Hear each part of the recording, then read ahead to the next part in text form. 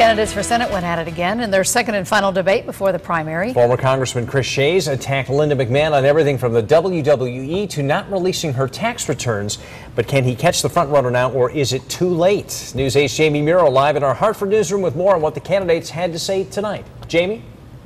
Darren and Ann, the pair really agree on many things, such as tax cuts, repealing the Affordable Health Care Act, or Obamacare as it's known, as well as the U.S. staying out of Syria. But the sparks really flew tonight in the televised debate on NBC Connecticut when they started talking about the good and bad of wrestling, what it means to be a career politician, and as you mentioned, a tax return.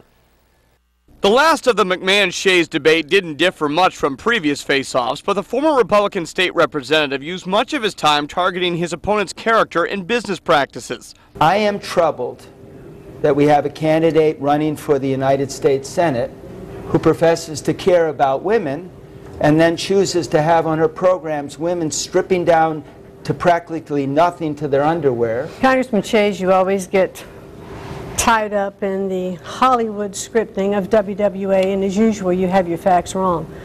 What we need is a senator that's a job creator.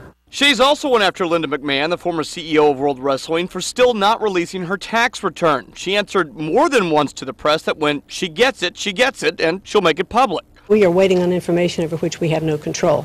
That's why we filed the extension, and we will, when it's done, we'll release them. Except for the fact that it calls into question her integrity about willingness to say one basic thing.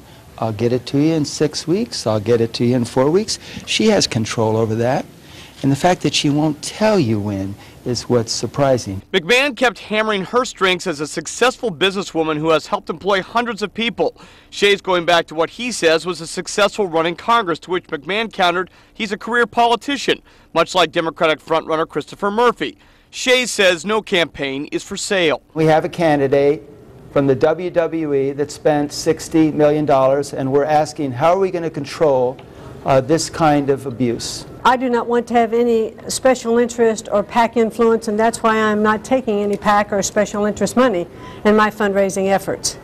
And I will continue to pursue the kind of campaign that I have started out doing, which is traveling all over our state. In the end, the major differences, they say, lie in their tax plans and a promising shift to how things are done in Washington.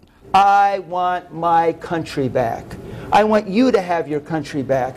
I want you to see this forward, dynamic country back. We don't need more career politicians in Washington. I want to make sure that our middle class has money in their pockets. And again, that was the last debate. Voters head to the primaries August 14th. We're live in the Hartford newsroom. I'm Jamie Muro, News 8.